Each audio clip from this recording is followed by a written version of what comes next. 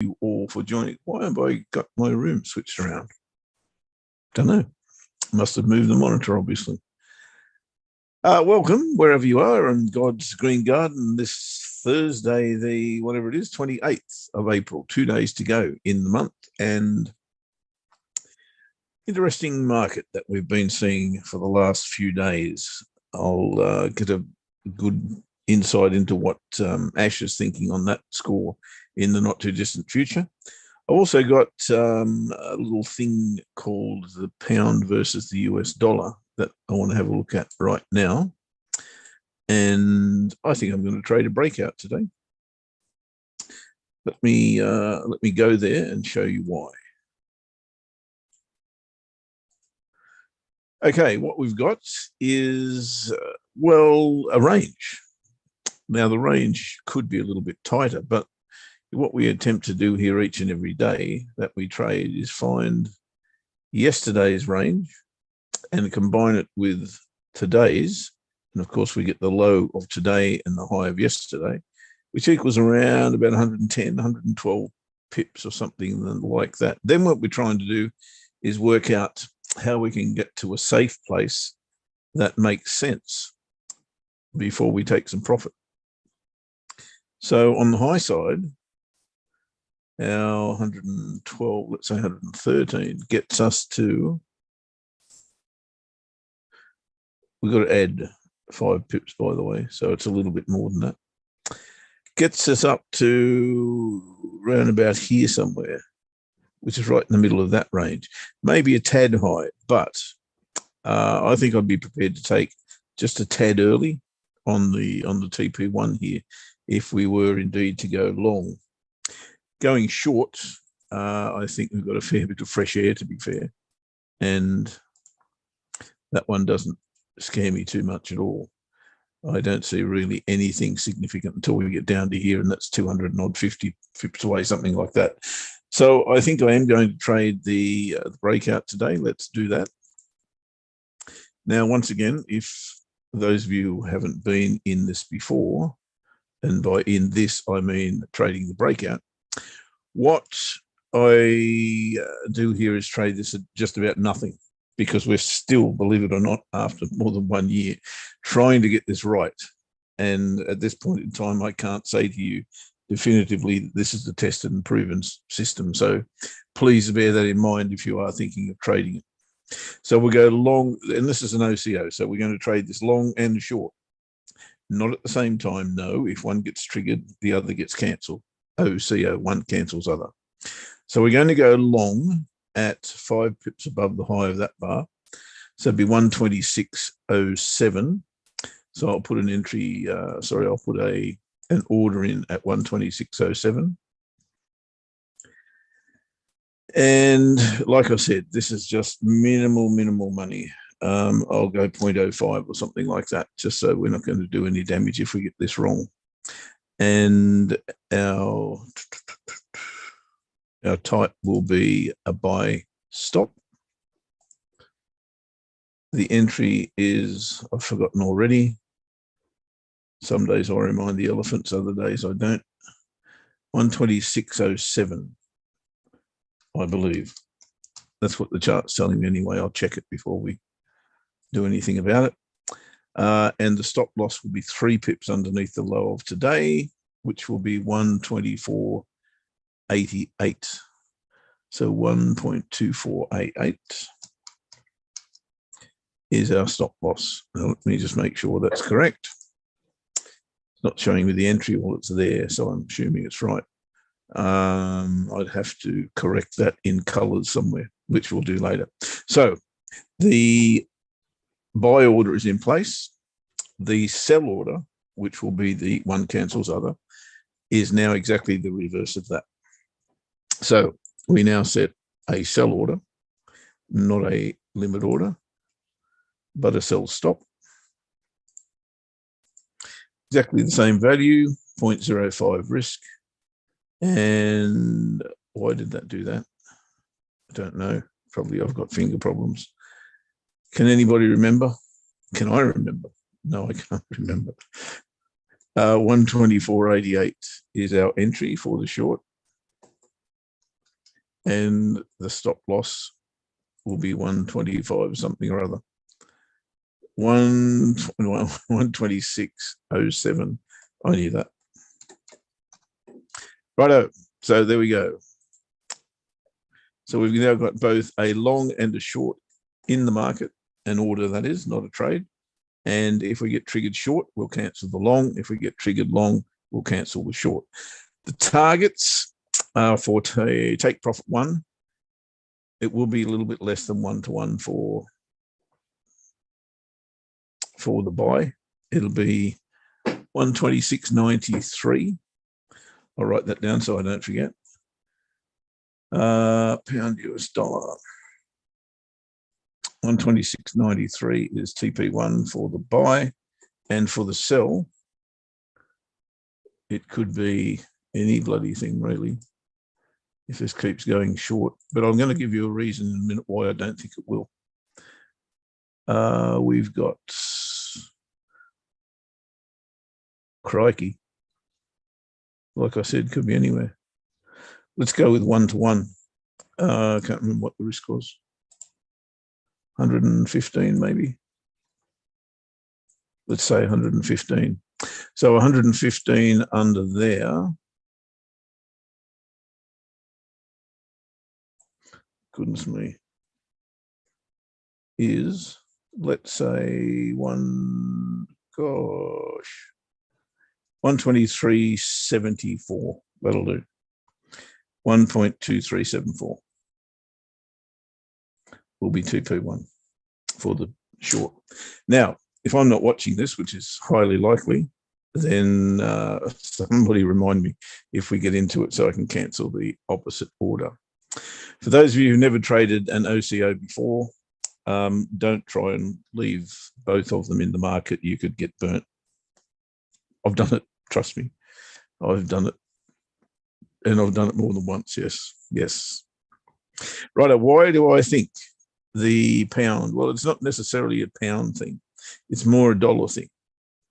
Why do I think the pound can go long today? That's why.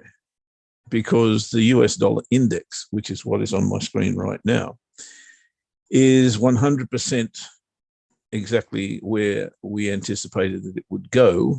But now we need to anticipate what happens next. Now, if I was a scalper, I would certainly be placing an order short here. Where I would put my stop is the question mark. It's already a double top in place, which is pretty much spot on. And now we've hit that level again. If I was a gambling man, and I once was, believe it or not, I would be going well above that. How high, I don't know. Let's say 75 pips or thereabouts. So that'll get me up to around about 104.63. Let me put that in there just for kicks. 104.6, about there somewhere. So I would be putting my stop loss there if I was a scalper, and I'd be entering the market now. If this goes, well, let me go a little bit further than that. This has also been support once upon a time. I don't think I can go back any further on this chart, sadly. No, I can't. What a bummer. So what I'm trying to point out is this level has got form. And to my mind, it's probably completed this cycle as well. You can see that W there. So I think that cycle may be complete. I think we might get one more push to the upside to get rid of all the stops that are in this place. And then we're going to see this probably range in this area, but well, who knows? Anyway, there's a whole chunk of change available in that space. If we can get back down to that level, 300 and odd pips available to us. So that's why I think the pound can go short, can go long today, but not just the pound. As I said, I think it's a dollar story, not a pound story. For that reason, we've got to pick the strongest currency that we possibly can find if we want to trade it against the US dollar. Is there such a thing at the moment? It's tough. It really is tough.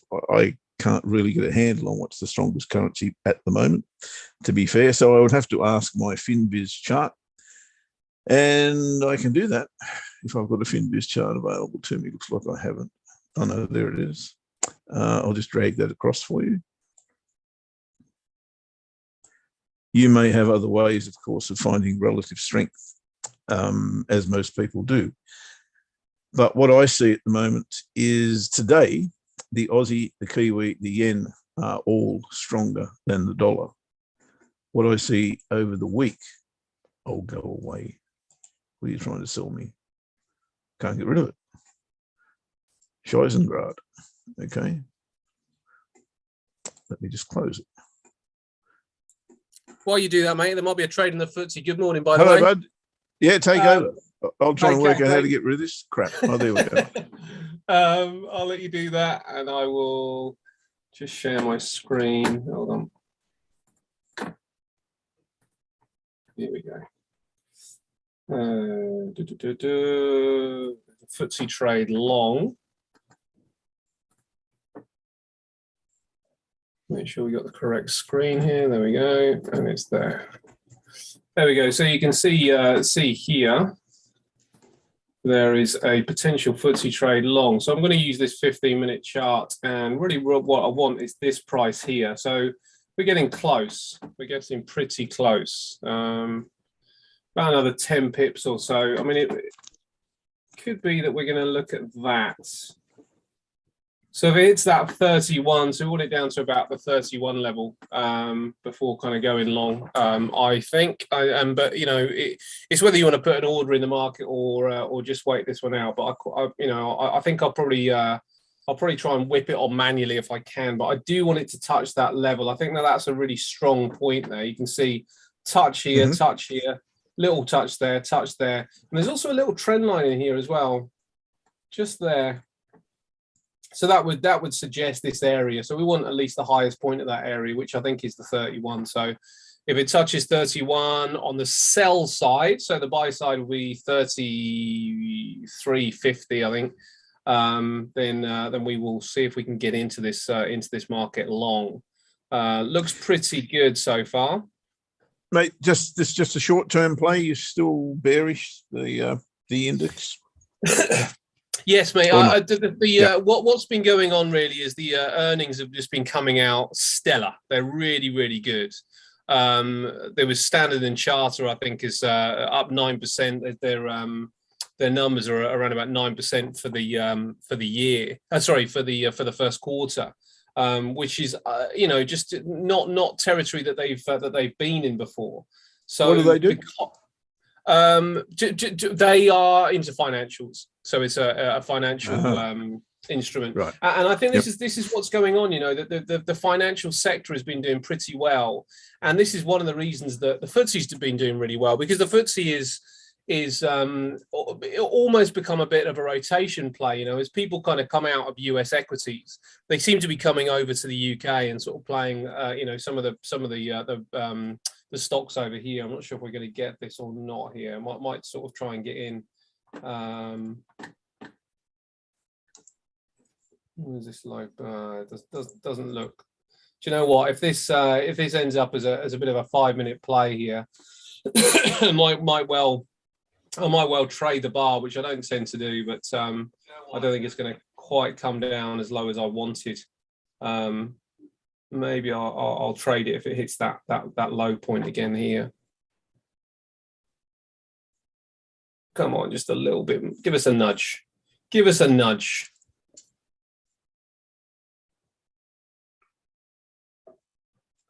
Oh.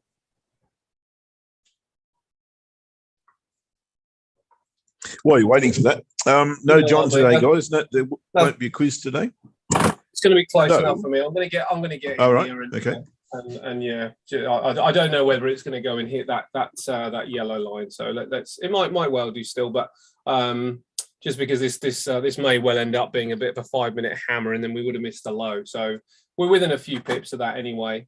If you're interested in stops, then the stop area would probably be under this level here. So you're looking at around about 18 pips, and we're looking at around about 25 to the upside. I don't think I'll play it longer than that. And just now I can focus on you a little bit more, mate. Sorry about that. Yeah, so the earnings season has started pretty well.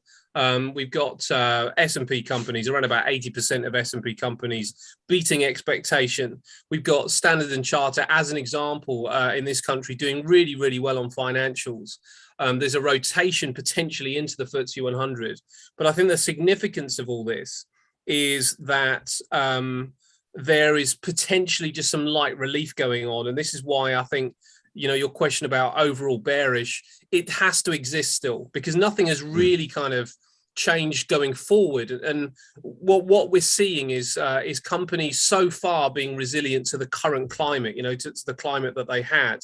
But the climate is about to change. We are in this situation where interest rates are about to start to go up. Even in Australia. Even in Australia. Yeah, exactly. I mean, inflation still isn't under control. So central banks are on the move. And as you say, even in Australia. Though, right? Exactly, mate. Yeah. Proving to be transitory. Yeah, nothing to worry about. Nothing to see here. So, no.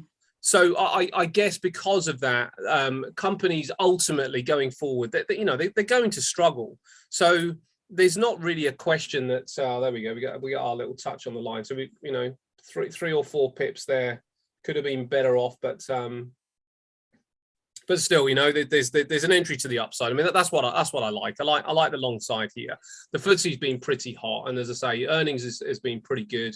We'll have a quick whip around some of the other things that are going on. If we look at the Nasdaq, we see the Nasdaq able to push to the upside after a few down days, and I wonder whether we might just get a kind of buy the dip, sell the rips sort of scenario. The sell the rip might well be, I don't know if it's going to get here, but I think this is. Yeah, give me a point, because I'm interested in trading this. The Nasdaq. Yep, short. Yep. Yeah, well, I don't know. I don't know whether this is the time. I mean, if we look at this on the weekly, we are at a strong level here of support. So, can it survive at this particular level? I would have thought it would. I mean, I think because the earnings, Microsoft performed really well, and I think because the earnings have been so good, I don't see why we would necessarily see a collapse before we see more information about the interest rates. Because what's now going on is that investors are having to recalculate the price of these assets that they own, and they're recalculating it to say, if interest rates go up by this amount, how will that affect earnings going forward? So far, the earnings have been still pretty good, but the interest rate didn't go up, quite so aggressively. So in the new kind of the new order that's about to go on, what's going to be the fair value? What's going to be the fair price of this stuff? This isn't like COVID. This isn't like the Ukrainian Russian conflict. This is a completely different scenario. This is a different situation. Both of which, mind you, are still around. Both of which are still around, exactly. So, does that suggest that we might be in this situation where we will see that turnaround come back in at some point? I would have thought so, but I just think this may be too early. The reason that we have to sort of say that this isn't like COVID and it's not like Russia is that it's unlikely just to tank, because I think that there's before there was just out and out fear. During COVID, it was just out and out fear. It's just, everybody was just selling anything they owned. But now we've got this situation where it's more of a recalculation going on. And while we get that recalculation, there's likely to be swings upside, swings to the upside, swings to the downside, maybe a lot lower. But I think the move lower might be more gentle than just the absolute, jumping out the window kind of scenario that we tend to see in trends to the downside. So I think that the Nasdaq's got a chance to bounce here. The other thing that I agree. But I don't, if it doesn't take out that high, then that's where I want to get in, somewhere there. Oh, mate, it's not. I would be shocked if it goes there. I think the Nasdaq bounces, and I think it probably bounces to somewhere around this level here. There's a horizontal level there. If we bring this in on the daily, this level's just below, so we can probably tidy it up a little bit and say the Nasdaq probably around about 13,900, maybe 1,400 is as good as it gets for the next particular run. As I say, I would be shocked if the Nasdaq all of a sudden just turned around and started to get back to these highs, even never mind sort of like the all-time high. I'd be really shocked. I think that there's still way too much going on for that to happen. But earnings season's good. So will that kind of cheer investors before we get the next central bank meeting and the next central bank decision? Because we still don't know whether they're going to raise by 0.75 or 0.5.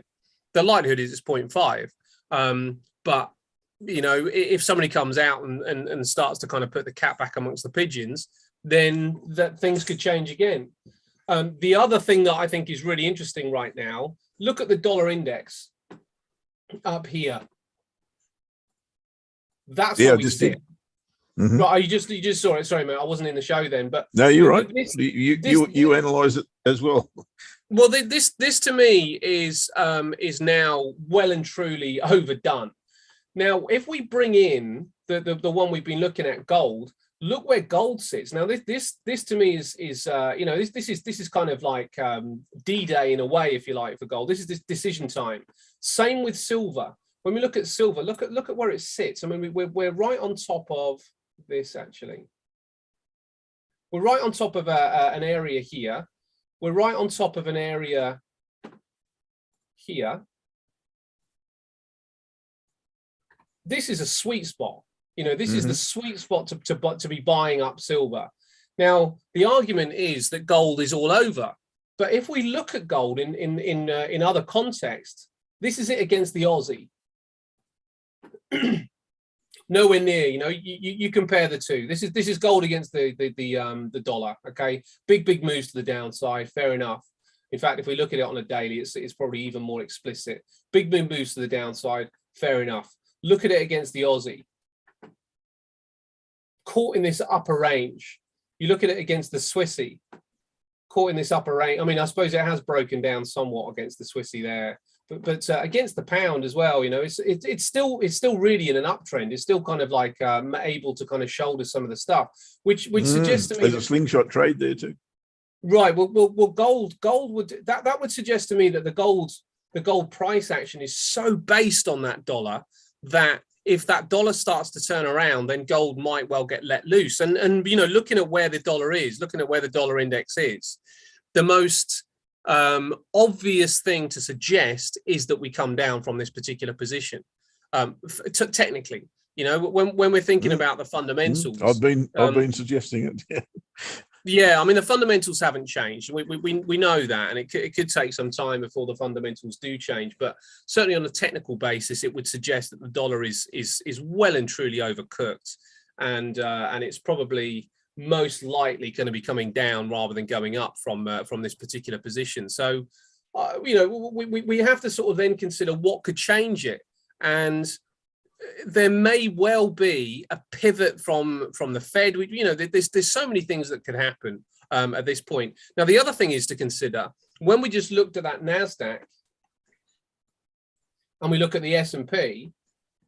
Let's look at these on weekly charts. When we look at the Nasdaq and the S&P, both of them are on levels of support, while the dollar is on a level of resistance. Now, while the dollar goes up, indices tend to go in the opposite direction. You know, whatever local currency is, that the index for that particular country will tend to go in the opposite direction. So if the dollar does turn around, that in itself could give the S&P and the Nasdaq some light relief. So there's lots of different moving parts that should and need to be considered. Good morning, Lewis. Should and need to be considered, and it's possible then that we can then go to equities and say, you know what, I think it's reasonable to suggest that there's a bounce. Yep, agreed. That's very technically, as I see it as well. I also see a lot of things that maybe have already turned and are giving us retracements. So I'm of the opinion that what happens next is probably only a retracement. Dollar, as you know, I think it's just a matter of time before we see the dollar disappear off our charts. Yeah, to a degree. But I think whilst ever we're in this mood, and that's this mood being interest rate hikes, then the dollar is going to stay I guess, favored. I'll put it that way. That kind of leads me to think that gold is not going to survive short term. I'm only talking short term. Yeah. It also leads me to believe that the stock market is also in trouble, and I think we're going to see further downside there. So I'm actually interested in, probably for the first time in my trading career, of getting into these, because I don't think we see these conditions too often. And I think I'm willing to take a chance that I'm right. And if I'm right, I think the stock market will fall very, very heavily. And on the back of the dollar being strong, I think gold has probably got a fair way to go as well. It may happen quickly, and timing, of course, is, as always, is everything. That's why I'm interested in the NASDAQ at the moment, to get that lower high, but they're all the same. Well, if Lewis I see is a lower asking high, about the gold seasonals, just as we kind of like look at this, and yep. I can bring up the chart here for you. Actually, while I do that, let me just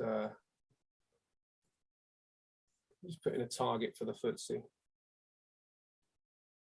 We're not going to target a lot with the FTSE. Maybe well, if we get back to those highs, in fact, I'll show you where the target is in a moment. 53, I think it's about 53 is probably going to be my target, but I'll show you that in 1 second.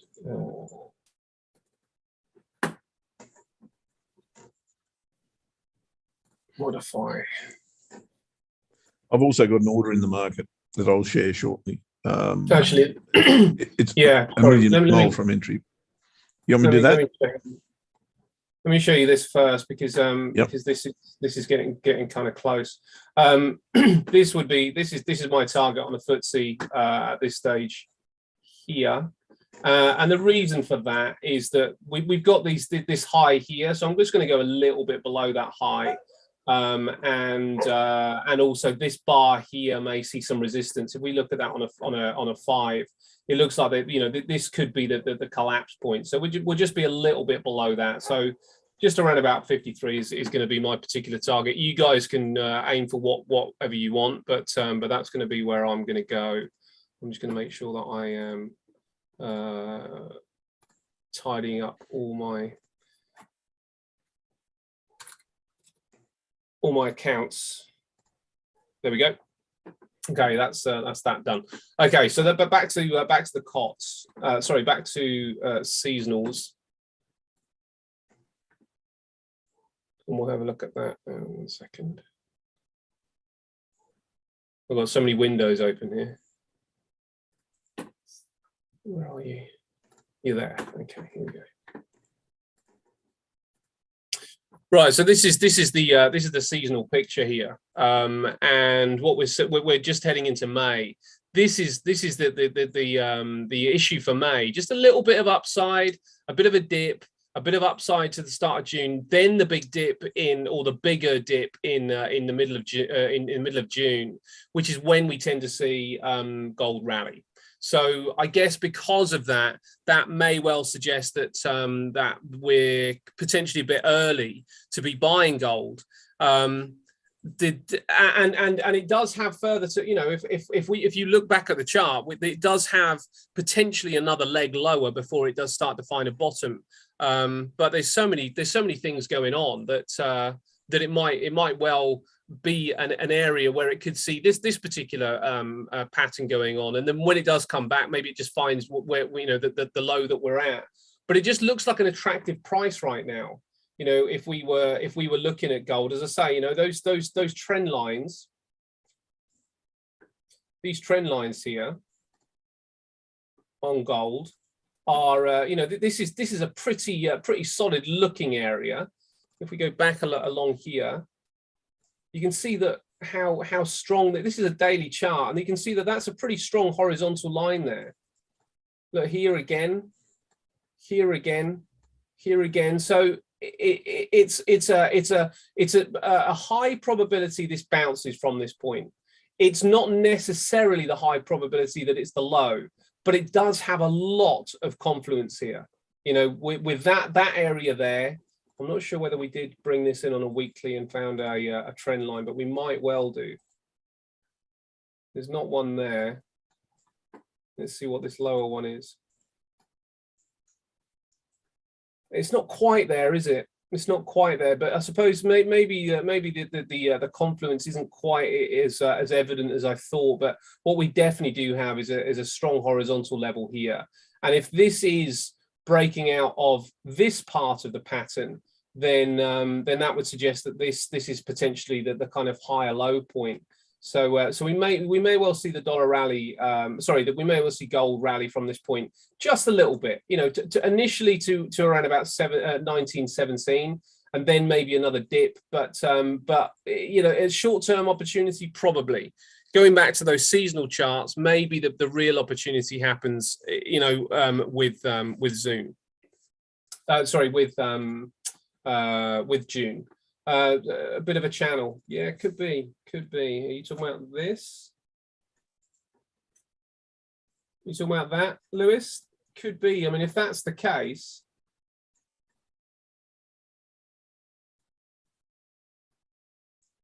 and that sort of suggests that it suggests that the move has really already been, maybe it's already been ratified. I mean, George would be the man to kind of like, you know, give you measured moves on fibs and stuff like that. I don't even know whether I've got fibs set up for this stuff, but he'd be the one to kind of come in and say, look, this is the fib target and everything else. But it does look like a bounce point. There's no two ways about that. But as I say, you know, you've got to question what's going on with the dollar. But while the dollar's up here, what do you think people are going to do? Very, very high chance that they're going to be taking profit. You know, this is back 2 years ago. This was back during the COVID scenario and situation. You know, just before COVID really started to tank the dollar. That's where it was. And if we start to go back even further, look at that. That's back in 2016. You've probably done this already, have you, mate? I mean, you know, this would suggest dollar coming down, and if the dollar comes down, that suggests that other assets go up. Gold being one of those that looks very, very attractive. So I think at minimum a short-term bounce on gold is on. Yeah, look, I agree, 100%. And I'm waiting for a lower high and a higher low. You know, in opposite directions, obviously, for the different currencies and indexes. But I think it's on. I really do think it's on. Yeah, looks pretty good, doesn't it, mate? Yeah, as I said, if I was a scalper, I'd be into this already. I will finally touch on any wave riders of the day, mate, if that's all right. Unless you've got something doing. No, I've only got that order. Lewis has asked me a question. I just didn't say good day earlier either, Lewis. My apologies for that.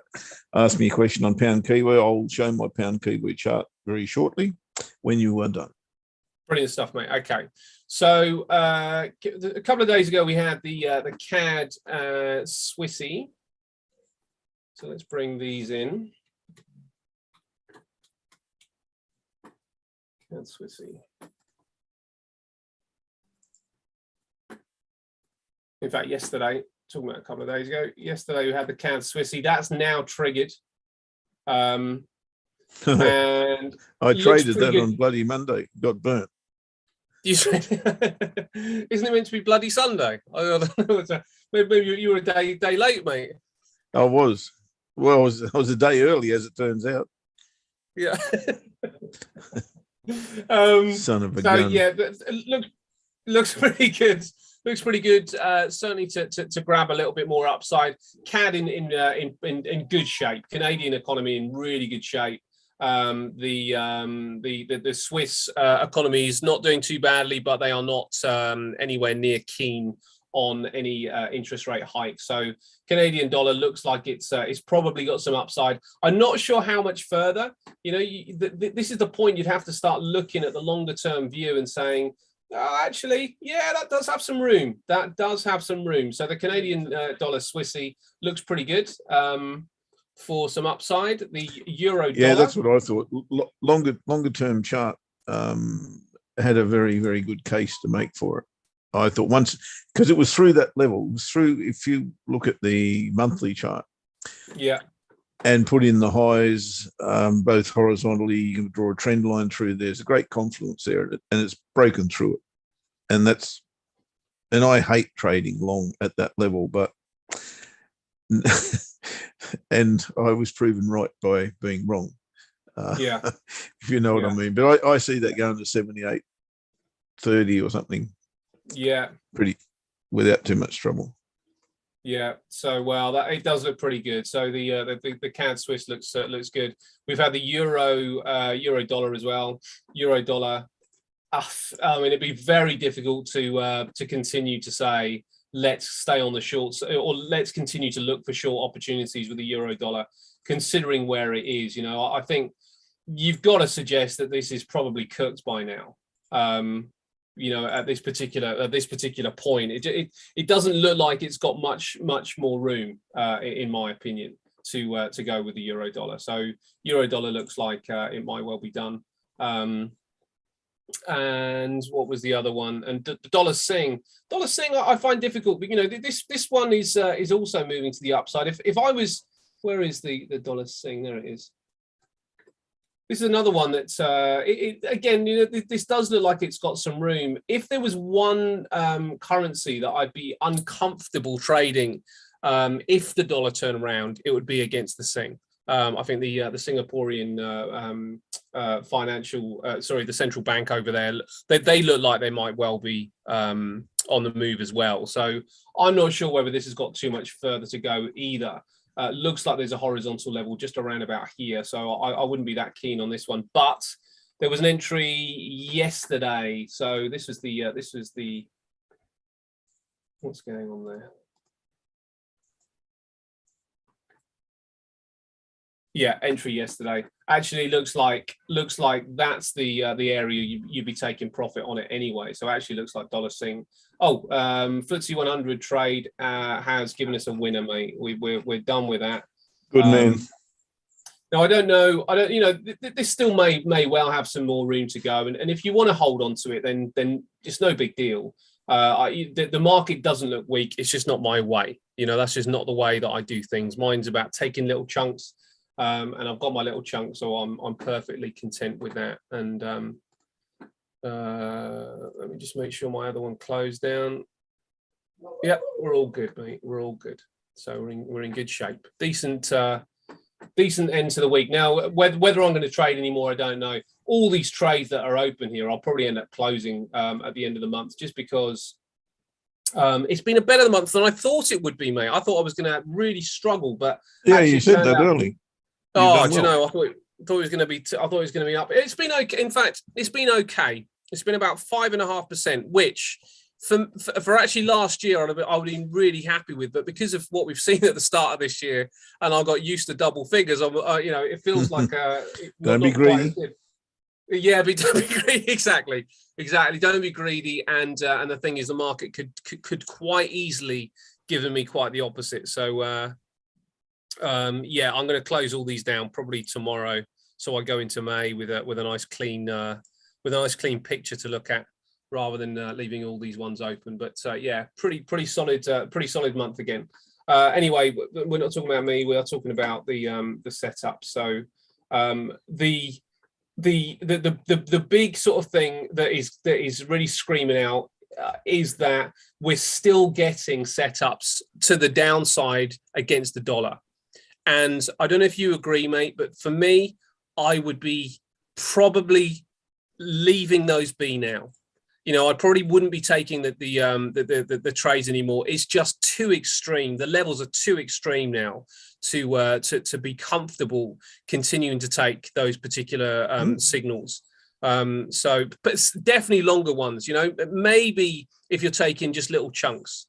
You know, you were talking about scalping earlier. Maybe if you're talking about scalping, but I just wonder whether, you know, expecting the dollar to continue to kind of move so aggressively, I'm not sure whether that would be particularly wise anymore. And I'd be probably waiting.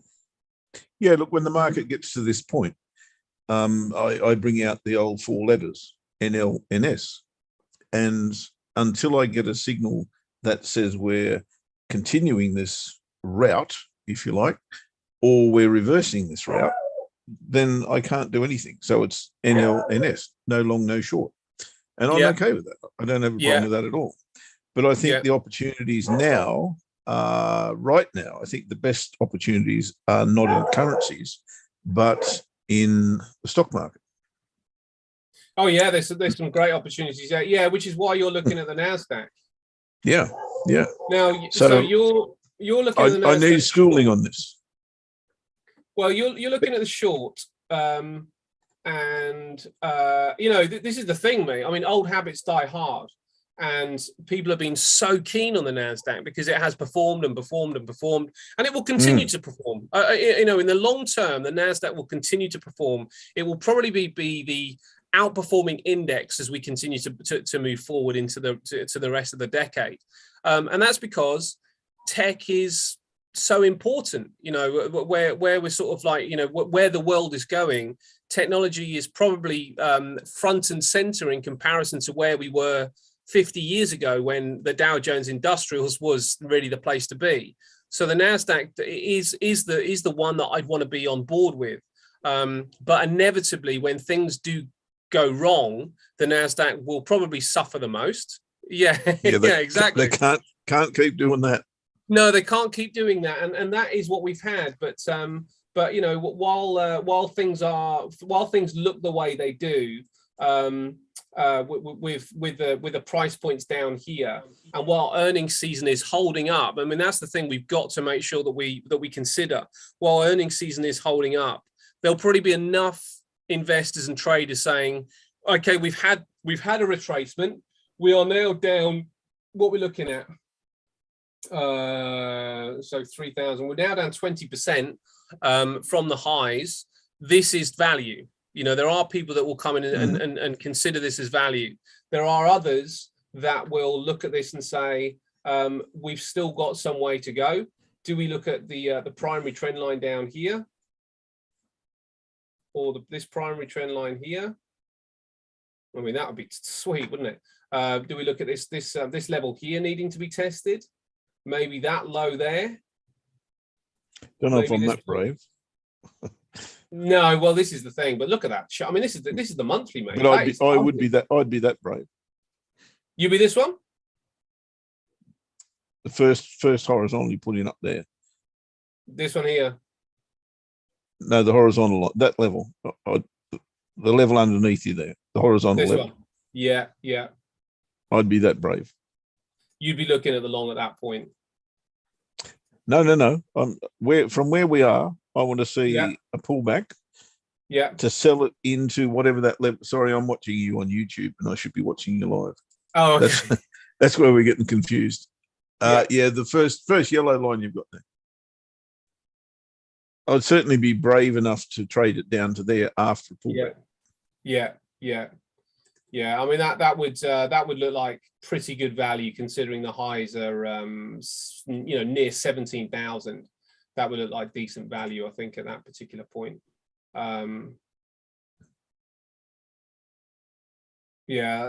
around about the 12,000 mark. So to potentially get back up to the 17, that would look really good. So yeah, I'd be with you on that, mate. I think there's a chance that the Nasdaq pops down to that particular point, and I think there's a decent chance people will be buying back up again if we tidy this up as well and use these clotheslines. Let's have a look. Well, that sees us into 2024, so that's unlikely. Yeah, I'd be with you on that. I'd be with you on that. I think it would also depend on where are we. Do those interest rates go up, and still do earnings continue to perform? Because if they do, there's no reason to be coming out of the Nasdaq. You know, the reason that we're seeing the FTSE actually perform pretty well. Okay, it's flat really for the year, whereas the Nasdaq and the S&P are down. But the reason the FTSE is performing better, relatively speaking, is because of the rotation.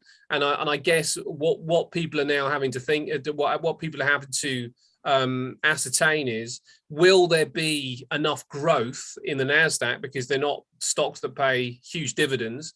Some of them do, but many of them don't. Is there enough growth in the NASDAQ with interest rates going up to justify the price? And that's what the calculation is right now. So do people get in here? Well, they will if there's enough in the earnings picture. So far there is.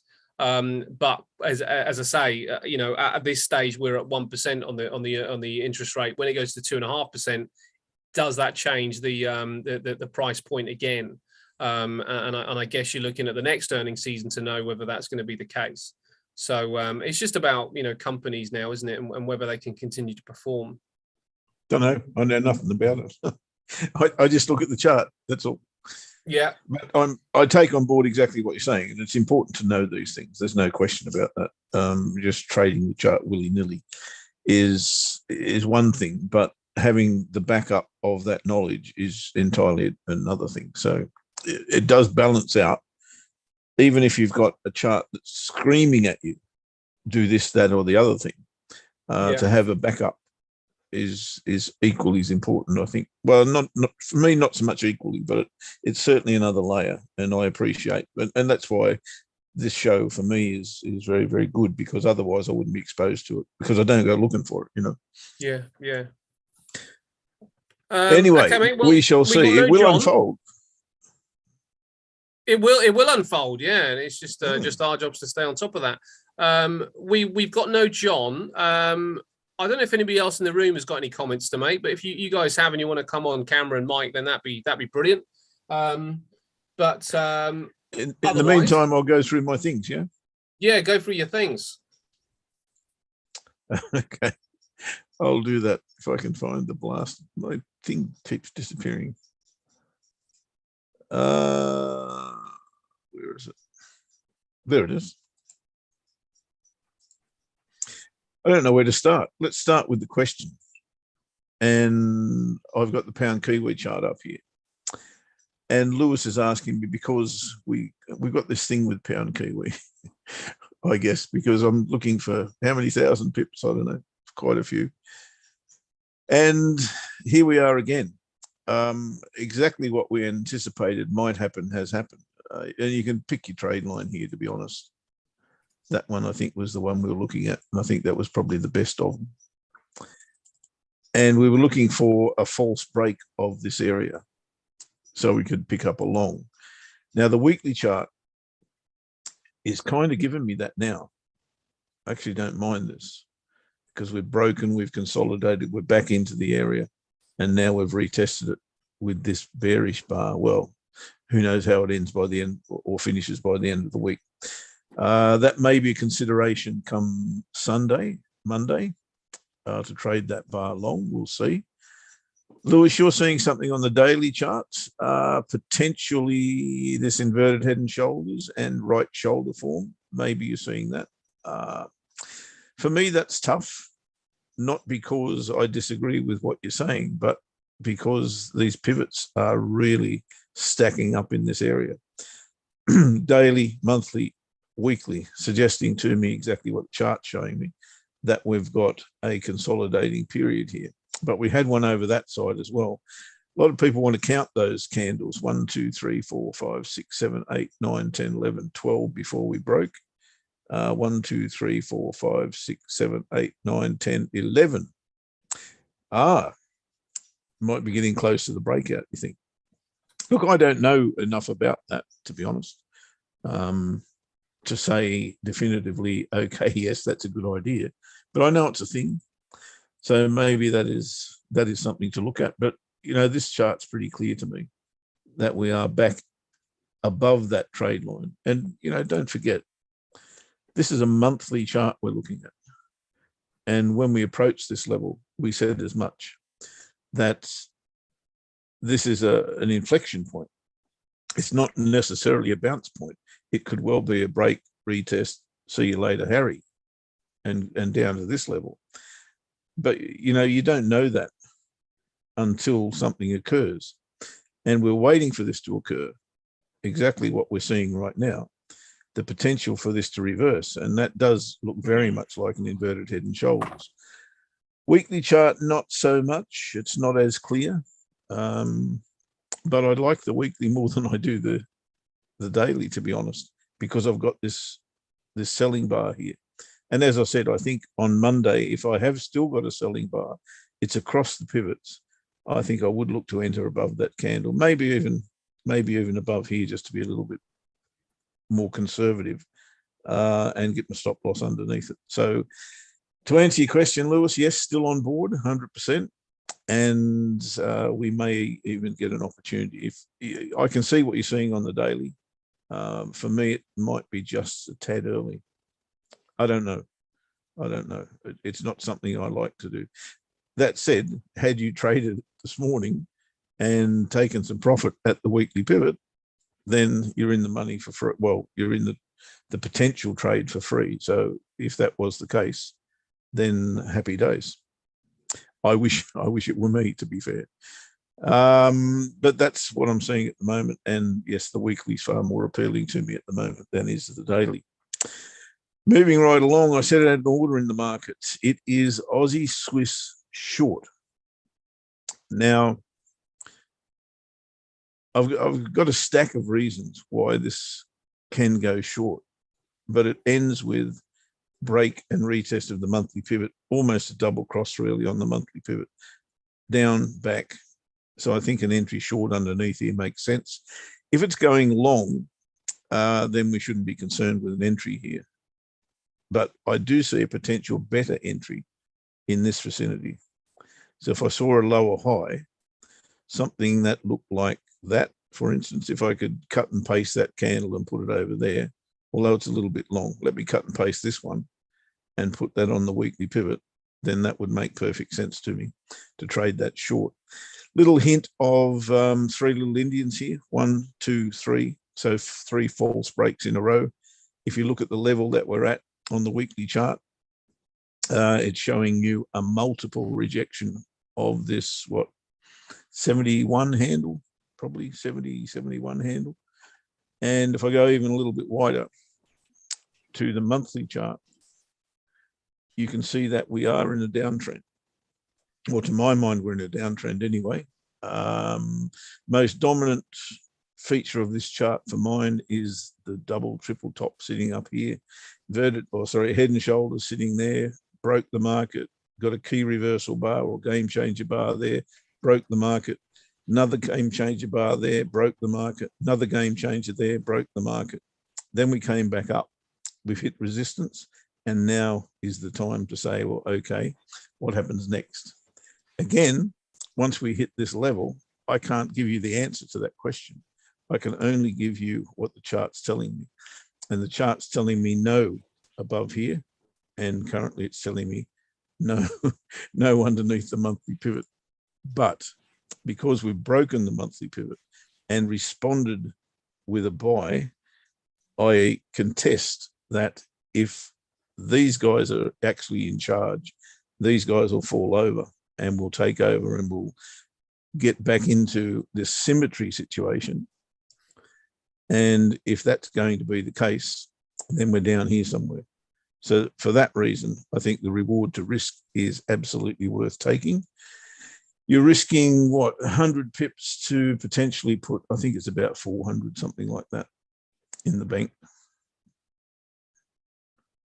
Yeah, 400 odd. So it's a 4-to-1 trade, really, at the end of the day.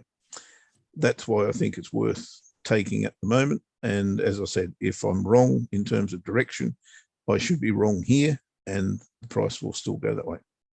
So that's the order on Aussie Swiss. If you're interested in trading it, my entry is at 68.43, so 0.6843. And I've got a stop loss of 100 pips. I'm taking my first profit at 78 pips, which I think is around here somewhere. That's Aussie Swissy. Now, those of you who were following my trades last week, did a couple of probably not desirable things, but I'm okay with it. Kiwi Cad, we've been in for nearly 4.5 weeks, and we took profit here, we took profit here, and we moved our stop loss to that level, I think. and it was hit by the frip. I nearly swore the spreads. So it never traded at that level. That annoys me, I've got to say. It never actually traded at that level. Yet we got taken out. So we've left a little bit of money on the table thus far. The ultimate target on this, believe it or not, was hit. That's what annoys you.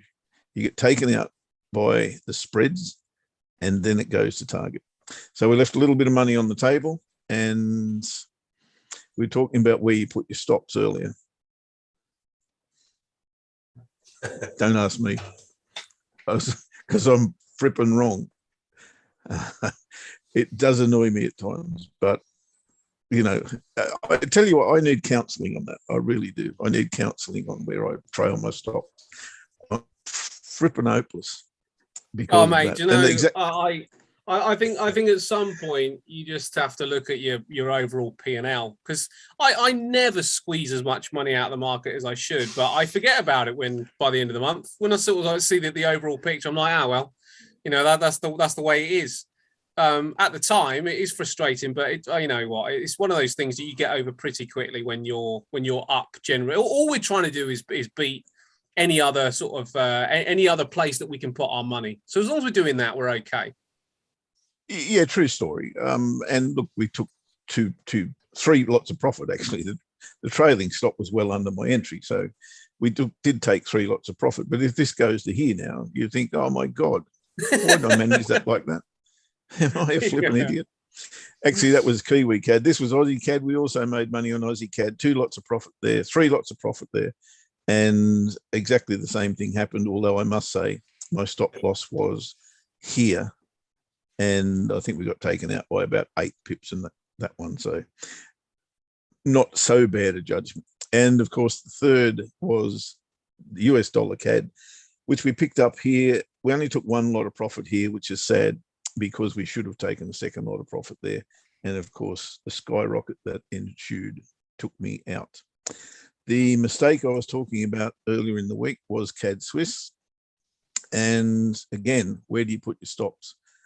Well, got long here, and look at that prick of a thing. What the hell's that doing in the middle of this scenario? It's supposed to bounce off the backside of the trade line. It's supposed to bounce off something else, or there's a horizontal level there as well, and go that way.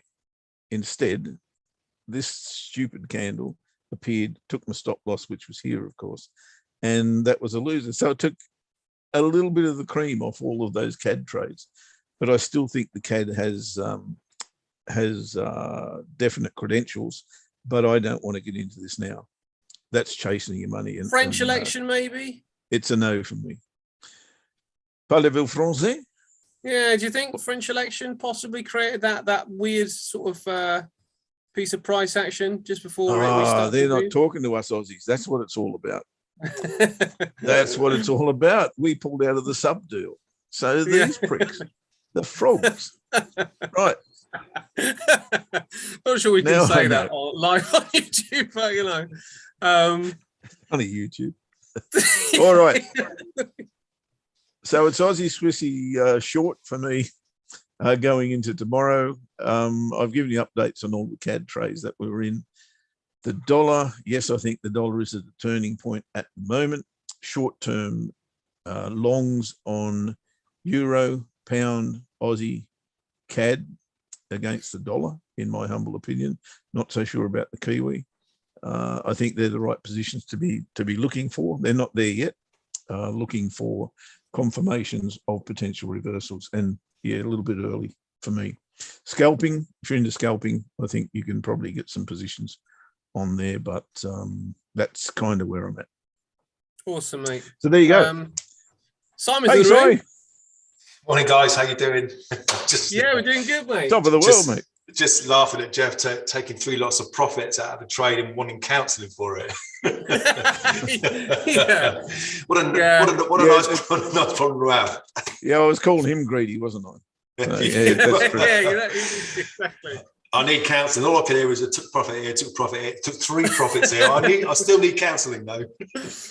Yeah, Fair call. It's one of those things, isn't it? I mean, I think we all kind of do it where we are in a trade in a direction, and we get out of the trade for whatever reason, and then it explodes. I don't know how much more than we could have get out. We kick ourselves for that particular period, but that's just the way it is. We got to make a decision at some point. And no, I actually don't ever. I never ever had that problem, because when I'm trading short-term charts, I'm exactly doing what you're doing. I've got a target. Yeah. And there it is. It's generally 30 pips, and I'm risking 15 or 10 or 12. Yeah. And I don't care what happens after that. It's pub time. As soon as that hits profit, go to the pub. Yeah, and also, just really quickly, if you're trading short term, by the time the next day rolls in, you've forgotten about that trade anyway, because you're on to the next thing. With a long term, it takes days and weeks for the next one to shape up. So yeah, I get it. Sorry, Si, what were you going to ask? Can I have some power just to share the screen quickly? Yeah, mate, for sure. Yes, mate. I think Jeff has probably just a couple of questions. Jeff has got the grandmaster power. I want to get your expert. Yeah, you have, mate. Okay. Oh, didn't mean it. Hang on a second. That's right. Unless Marlon's in the room, is he? Yeah, Marlon's in the room. Or you can pull up a Bitcoin chart. Do you know what? Marlon, could you bring? I mean, I could, but I'm gonna have to log into something which should take a little while. Marlon, can you give Simon Powers? He's on it. Yeah, he's done it. Cool, awesome. Man. Thanks, Marlon. Host disable participant screen sharing. I've still got the same message. Hang on. Yes, I do want to stop. Okay, that's my one there. Share that screen there. Thanks, Marlon. Are we looking at a Bitcoin chart, are we? We are indeed. Bitcoin Tether, yeah. Oh, great. Okay. Here's my question for you guys. One of them's for Jeff and the other one's for you. Or one of it's for both of you. When does a bear flag stop being a bear flag and turns into an uptrend? The question makes sense? I think, I'll answer the question that I believe. I don't think it ever stops doing what you're doing, and that channel is eminently tradable no matter what. So to my mind, if you can trade it from the bottom to the top of that channel forever and a day, I don't care how long it takes. Now, I do believe that the longer it stays in a consolidating position, which is exactly what, to my mind, that channel is. It's a range, right? There's nothing more than the range. You've just gone into a range. So, I mean, to me, that's a macro long-term bearish pattern and a short-term bullish pattern. Yep. Lots of people saying, well, we're fine. It's higher lows, higher highs, higher lows, higher highs. That looks like it's going to break down to me. Does to you guys as well, right? At some point. Okay, so you're talking if you've got a longer term position, right? Yes. Yeah. What I would do. I'm with you. I'm happy trading up and down inside this channel, no problem. Just I've got lots of different people telling me that's going to break south, and lots telling me it's going to break north, and I'm saying that's breaking south, not north. Well, I think, in my opinion, the longer it goes, the harder it is to call. That's the only thing I can say. Yeah. It's really harder to call. But I would certainly, regardless of what position you've got, look to trade that as a range until it breaks. And if you've got a bias and you still think it's a flag, then just leave something on down at the bottom in case it does go. Yeah, do you know, if that makes sense. My thing with that as well, mate, is that I couldn't consider that a bear flag because it's gone on too long. So that was my question. Yeah, so the bear flag would be, I guess you see that first dip. If you go to the sort of like the most recent, that first one right to the highs, in November. Highs in November. Okay, right up here. Yeah, up there. You see that first leg down, and then there's consolidation. This one here. That's a flag for me. That's because it's shorter. Doesn't take very long. You know, I don't know how many days that is, but and then the next one down is questionable because it's this one. Just, Yeah, because they're spending a bit long. But the one next to it, there's a little consolidation period just there. That's a nice kind of flag because it doesn't take very long. Yeah. You know, so that's too long for you. That's too long for you, even in comparison with all of that. Yeah, because I don't know how many days the most what we're looking at. We're looking at what, about February until May. So we're looking at that's a few months, isn't it? So 2 months, and the move to the downside was equal to that. So that no longer suggests the flag, because the flag, you know, if you think about the flag and the flagpole, the flag's much smaller than the pole. So for you, that's just an uptrend on the daily chart. That is I mean, the channel's there, but I'd be much more interested if I was like picking out a pattern. I'd be much more interested in saying, okay, well, what does the whole picture say from 2021? Because we seem to be in this kind of big consolidation period, and I think you've got it really. You've got a big channel kind of going on. Yeah, this one since that position. Yeah, so that would suggest to me that we are at the lower end of that particular area. So there is a lot of I think there'll be a lot of people saying, actually, this area, if it breaks the low side, look out. But if until it does, if it breaks this channel down here, But until it does, that would suggest to me that we're at the bottom of the range. Now, if you think about all the things that we've just been talking about with the dollar looks really toppy. It looks like it's in all sorts of potential trouble if somebody just comes along and goes boop, and because it's standing really it's walking on the edge of the cliff, and it won't take much, but a very sort of like light gust of wind to kind of blow it off, and that's going to send Bitcoin and everything else in the opposite direction. So so that's the reason I wouldn't be that keen on saying that that Bitcoin's going to collapse here. No, neither would I. I just think eventually it will.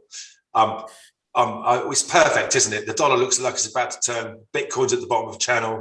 The Nasdaq looks like it wants to bounce. So it all looks like it's set up nicely. So obviously it won't happen. The interesting part is it's all going to be the same thing, isn't it? Yes, it's one exactly trade. that. Exactly, that's one trade. Yeah. My second question was just a quick one, Jeff. Is that 3 little Indians? Yes, mate. Thank you. That's just a straight question. I wanted to make sure I got that right.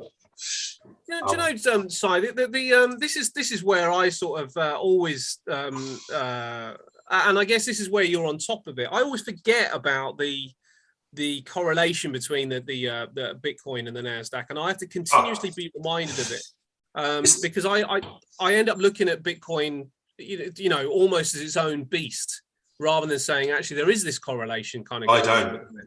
I mean, the first 3 charts I look at every morning, I'm straight onto the Dixie. What's the dollar doing? Nasdaq, Bitcoin. If I don't see what I need to see in those 3, I don't look at anything else. Yeah, it's kind of how I start my day. Well, the short-term bounce looks on. I mean, when you look at the Nasdaq, the short-term bounce looks on. I mean, and I guess that's why you're saying Bitcoin goes lower from here, because the Nasdaq, by all intents and purposes, looks like it should come down. And if you think about the fundamentals, it would still be quite questionable that companies can avoid the repricing at this particular level. We know that they probably will need to be repriced, the stocks on the Nasdaq, and they probably will be lower than they are today after that repricing is done, because we've still got potentially another 1.5% to go with the Fed. But that might be, sort of like towards the tail end of the year. But they've said they're going to front load it. That's the other thing we got to remember. They said they're going to front load this stuff. So I think we'll have a pretty clear picture by the time the next earnings season comes up, because if they're front loading by, I don't know, June, then we might well see things calm down a bit after that, and we might then sort of like say, okay, now we can genuinely start looking at Nasdaq longs and Bitcoin longs, sort of like, as we go into kind of the June period. That's if nothing else happens, which of course it will. And really, onto your point, it looks like we should go long here, and inevitably it'll go short. We just don't know what's around the corner, and this, the world is in such it's in such uncertainty, and I know it always is, but it feels worse than ever, really. Coming out of COVID, interest rates going up, conflicts in Ukraine, food prices going up, Ukraine and Russia being sort of like a big part of the products that create the food. What kind of happens from here? There's going to be an absolute huge famine coming, isn't there? Because that's the season in Ukraine for planting that's just been missed. So if it's a 90-day turnaround, I believe. So in 90 days' time, someone's going to feel that. Yeah. It's going to be Africa. It's going to be Africa, right? They're going to feel that. Yeah, absolutely. And I was reading the other day that I think it was US wheat has not been anywhere near as good as it should have been. The crop has been. So bread's £10 a loaf, right? And come up. Oh, it's mad, isn't it? I mean, this is where we're headed, but this is where we sort of like say, okay, well, the money just doesn't disappear from the markets; it just rotates somewhere else. The likelihood that it rotates to Bitcoin, I'd get your argument. It's probably not going there. So then it's like, where else will it go? Would it go anywhere in cryptos? And this is why on Monday I was asking you about Pax Gold, because I'm still not convinced that we see an absolute a huge sell-off in gold. I'm not convinced about that. It may happen. I'm kind of a bit on the fence, but I just don't. I don't see how people could ignore Bitcoin and ignore gold at the same time. But I don't know what your thoughts are on that, or even aside from that, whether Pax Gold would be a decent company to actually put it into while having exposure to the gold market. Yeah, I haven't had a long look at Pax, but everyone talks about it. I've kind of stayed away from it. But I think you're probably right. Yeah. They've had issues, something out. Yes, I want to point something out. Go on, Jeff. Go on, Jeff. It's going to require some work from you, Simon. Go on, mate. This is one of the most technical charts I've ever seen. It's amazing. This one. If you go back to the Three Little Indians. Yeah. And draw a vertical line. Yeah. Hang on. Between the second and third highs. There's a low in there. These two. There's a low. There's a low there. Come back a little bit. There. This low. That low. That low. Let me get an arrow. Vertical. Okay. Yep. You draw a vertical line from there straight down to the bottom of the chart. Or it's down to the bottom, yeah. From there. That one. No, that first one. That one there. Straight down the bottom of the chart. Yep. Or through that. Vertically. No, vertically. That's it. Perfect. Okay. Oh. And look at what happened on the left-hand side of that line. Yeah. Then look at what happened on the right-hand side of that line. Yeah. Exactly the same thing, right? Yeah. Now you go across to the double top now. Yeah, this one. Yep. And do exactly the same thing. That low there. That'll do. But yeah, right in the guts of that double top. Okay, right in the guts, yeah. Now what happened on the left-hand side of that? Yeah. Happened exactly again on the right-hand side of that. Did. Now after that, that's what I call a cycle. That's a completed cycle. Yeah. If you then look at what happened after the completion of the first cycle, we consolidated our nuts off until we bounced. Interesting. Now we're consolidating our nuts off again. Yeah. And we're at the bottom of a range. Let me tell you what I found the other day. I found this the other day. It blew my mind. Oh, where the hell is it? You idiot. I think that is really interesting, mate. And also what I quite like about that is that you've got no real bias about Bitcoin. You're literally just looking at the chart on that. Totally. Let me see if I can find this. Layer ones. But I'd like to get interested because that's extremely technical. This is the one. These are all 96-day cycles. Okay. Going back right back to 20, wow, it's hitting it exactly, isn't it? Isn't it? And it's hitting it exactly. And we're coming to the end of this 96. All these other ones have started bottom, top, bottom, top, top, bottom. This one's gone sideways. But it's like you said, it's pretty much spot on, isn't it? That's bang on. Yeah. Interesting. Awesome. Wow, I didn't But even he like had- that program. Who was that guy that everybody was listening? Plan B. Yes, the stop What's to flow happened to guy. Yeah, Oh, his model's broken. his model's broken. But is he still around? Is he still kind of? He's still around, yeah, but he's just not popular anymore because his model's broken.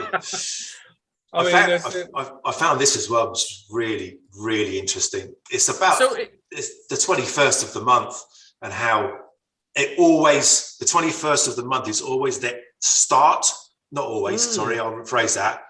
85% of the time, it's the start or the end of a move. 21st. Okay, that's not the top of the move, but it was the top of that move. Yeah. 21st. Yeah. 21st. Quite interesting. It's very interesting. Yeah. That's really interesting. So if the king is dead, long live the king. Who is the new king? When it comes down to who you now have to go and, if we can't rely on plan B anymore, who are we relying on now? I'm not relying on Professor anyone. I'm relying on myself, mate. I'm relying on myself. I'm just looking at charts going, what? I spent 6 months listening to people and realizing they're all idiots. Honestly, I did. Well, of all the people I've been listening to over the last year, and there's a lot of them, I've narrowed it down to less than 4. So right. three. That's three. What One of them's a trader, been around for 25 years.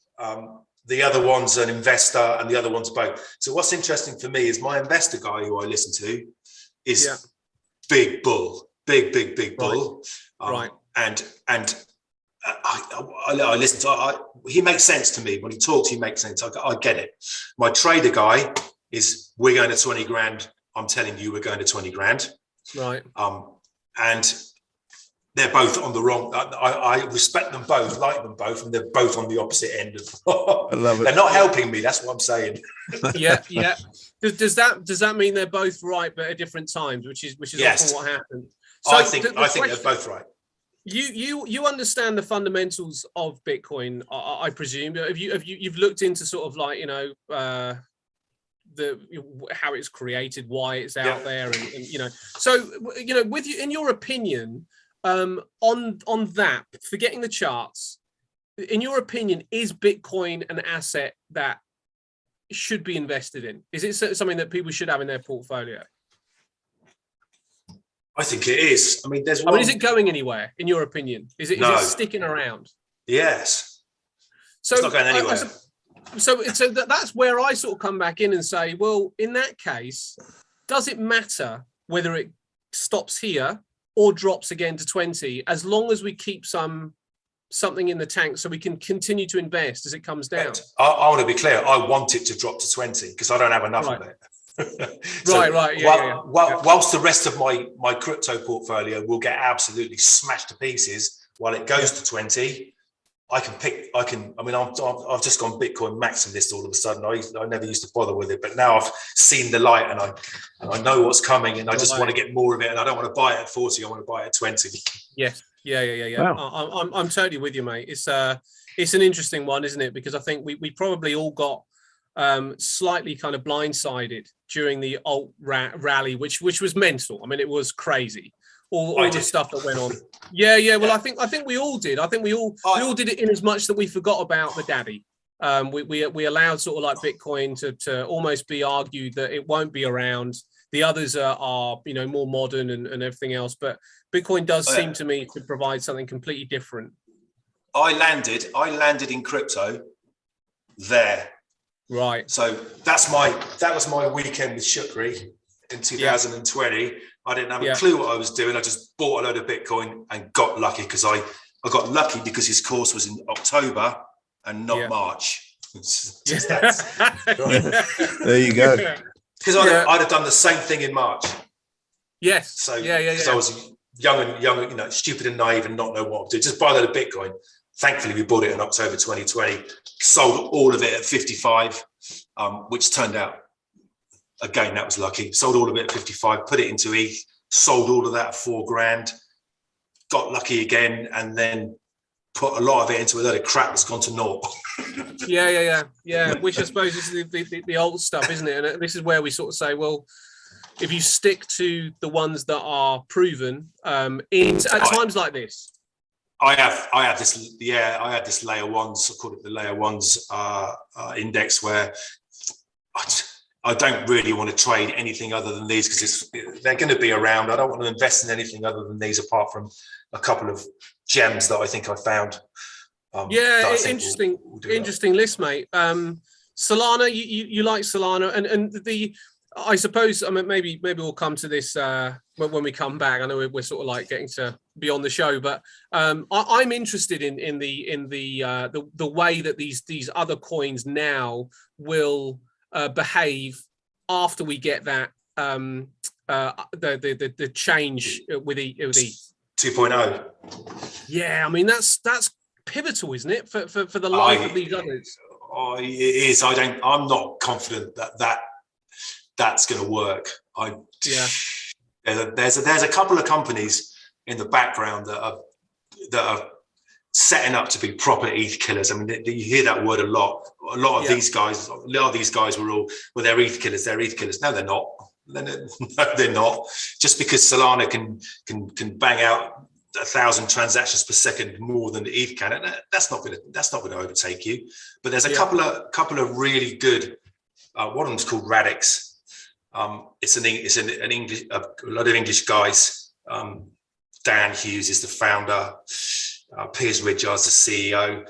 They have created something that's just, if it works, which it does because the testnet's out and it's working, if it gets adoption and they can get the developers, some of which will have to come from Ethereum, over to this new language that these guys have created. The language is called Scripto. And it's the Radix engine. Funky name, Scripto. Well, Scripto. They developed this language that let's say Uniswap, which was the biggest AAM on Ethereum, took how many lines of code was that to write? 10,000 lines of code to write. I thought you said lines of coke. I don't know. 10,000 lines of. Right. 10,000 lines of solidity to write this Uniswap program, and the Radix guys with Scripto have done the same thing in 180 lines of code. Right. And what they're saying is because of how they've written it, and I mean they're making big claims. Don't get me wrong, but they're saying because of how they've written it, and because there's so many less lines of code, there's a lot less weak points. Right. Where the attacks are all, obviously there's what was it, $1.8 billion lost in DeFi hacks last year, but I think these guys have nailed it. And as long as they get adoption, I think Radix takes over. Not now, not next, not now. 5 to 10 years. Right. So you would suggest that things like Solana and ADA are maybe going to be, maybe they've either left it too late or they were almost too early to the party, and there's going to be something coming. Too early to the party for me. What about Web3? Did you have any interest in that? I do, yeah. I do have an interest in it, and so do the Radix guys, because I'll tell you what happened. One of he's the Solana guy, Sam Bankman-Fried. I don't know if you know Sam, SBF. Yeah, he runs FTX. FTX, yeah. So he put something out on Twitter about 3 months ago, just saying, wouldn't it be great if we can, what's the word, stream 4K on the blockchain? And Dan from Radix jumped straight on and said, I've already done that, and posted the Matrix. He was streaming the Matrix on 4K on the blockchain. And everyone's like, wow, how the hell have you done that? And Sam Bankman-Fried went away, never came back. So Dan's a bright boy. Right. I think they're going to be good. So are they? There's another Web3? one. Yeah, there's another one, Web3. There's what they call Render. So Render Network. I mean, someone's got to render this Web3, right? This, what do you call it? And they've come up with a way of, I'm not quite sure how they've done it, but they're they've packaged up GPU packages that aren't being used. I'm not quite sure, but it's worth. I tell you what, if you ever get the chance, have a look up Render Network. I think they're going to be massive. Massive. I'll be looking at both those two, mate. Thanks for that. I mean, I think this is the sort of conversation. Jeff, you've already got some Radix. Yeah, I have. I think you have. I've got a wallet. Yeah, you've got the Radix. I sent it to you. Tell me you've got it. Yeah. Oh, mate, I wouldn't have a clue. I know it comes up every now and then. I look at my computer and it says Radix wallet. I go, okay. Yeah. I never look in it. That's great, man. Well, do you know what? This is brilliant. I mean, this is where I think it'd be really cool to go. You know, what's happening next? We know sort of like the crypto thing. The crypto thing was, as you said, you got in, you know, just at the right time back in October to 2020 or 2019. Not sure which one, but you got in the right time then. But we're 2 years on from that, and actually the market moves so fast in this particular space. We are on to the next episode, so it'd be great to sort of like chat about looking under the hood. It's all about looking under the hood. What's going on under the hood? What's going on now? Yeah. What's going on now? What are the new companies? I think we just had a perfect example of what's going on there. Nothing. We're absolutely. Have you not been listening, Jeff? No, I'm talking about Bitcoin. I'm talking about the chart. Bitcoin. What are you talking about? Radix. Yeah, Web3. I'm talking about sort of like, you know. Oh, what the hell is that? What's the next store? You know, the next chapter for cryptos. Where are we going next? I think the Bitcoin chart's telling you exactly the same thing. Nobody knows. If the market knew, the market wouldn't be where it is right now. It wouldn't be doing what it's doing. Doesn't that mean that this is the time for us to go? Okay, let's see if we can sharpen ourselves and get ready. Because if we're not ready, by the time so can you get sharpened for me? Yeah. I agree, Ash. We'll all sharpen together, but I think this is great, mate. I mean, I think we've got maybe sort of a way that we can format what we can talk about going forward, which is brilliant. I'll get some stuff ready for Monday. Some of the new stuff, the new tech that I'm looking at, and we'll have a chat on Monday about it. That'd be fantastic. Well, this Monday's bank holiday, so either Thursday or the following Monday would be great. Cool. Brilliant stuff. Yeah, we're not on Monday. That's right. We better get out of here, Jeff, and sign. We better get out of here. Sorry, guys. No, do you know, mate, I could talk to you for a lot longer, but I'm aware that most people probably either aren't interested or they're a bit confused. So it's maybe sort of like something that we'll just give them little drips and drabs. Gently. Yeah, to a degree. But I think if we have a chat in a week Monday, and what we'll try and do, we'll try and get George on first, and then we'll come to this stuff, and that'll give us a little bit longer towards the tail end. Cool. You happy with that, Jeff? Happy days, 100%. You know, I'm always happy, mate. It's always got a smile on my face. I've just read your Skype message, mate, which I will reply to in a minute. Unless you want a quick chat after the show. All good. Cool. Anne, thank you very much for that. Anne's saying it is. Thanks, sorry. Yes, guys. A little bit confusing, so we'll try and make it a bit clearer as we go, Anne. Yes. And if you guys have got any questions, however silly it may sound, we will go back. You know, we'll go back as far as you guys need to, just to get you sort of involved in the conversation and just to get you up to speed as much as we can. So ask what you need to, and if you're confused, post it in while you're confused, and we'll see if we can get to the bottom of it as well. You're in good company. Yes, they're going to have about 400. We were there once, weren't we? All from Jeff.